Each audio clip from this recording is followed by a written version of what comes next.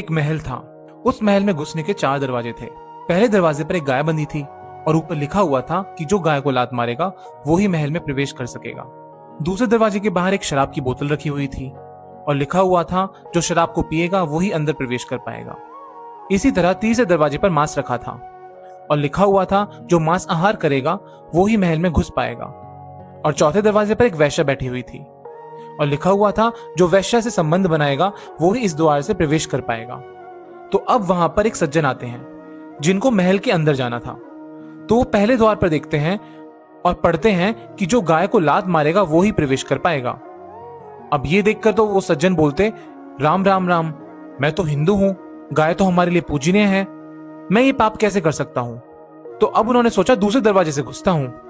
तो दूसरे दरवाजे पर जाते हैं तो वो देखते हैं कि एक शराब की बोतल रखी है और फिर सोच कर कहते हैं, मैंने तो कभी बीड़ी सिगरेट को छुआ तक नहीं, तो मैं शराब कैसे पी सकता हूं।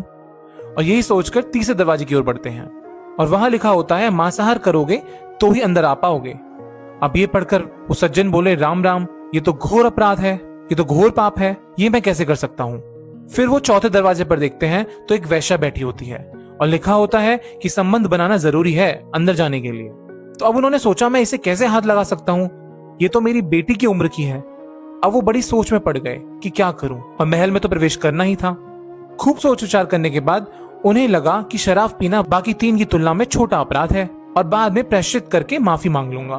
तो शराब वाले द्वार पर पहुंचकर शराब का सेवन कर लेते हैं और शराब पीने के बाद उनका कुछ चटपटा खाने का मन करता है तो वो मांस वाले द्वार पर जाते हैं और मांसाहार भी कर लेते हैं। तब तक शराब का नशा उनके दिमाग में इतना चढ़ चुका होता है कि उनकी मति भ्रष्ट हो जाती है और वो वैश्या वाले द्वार पर जाते हैं और वैश्या के साथ भी संबंध बना लेते हैं।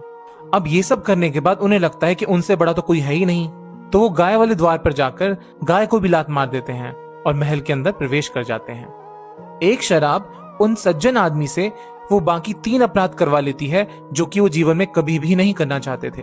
तो ये कहानी क्या सीख देती है, कमेंट सेक्शन में जरूर बताइएगा।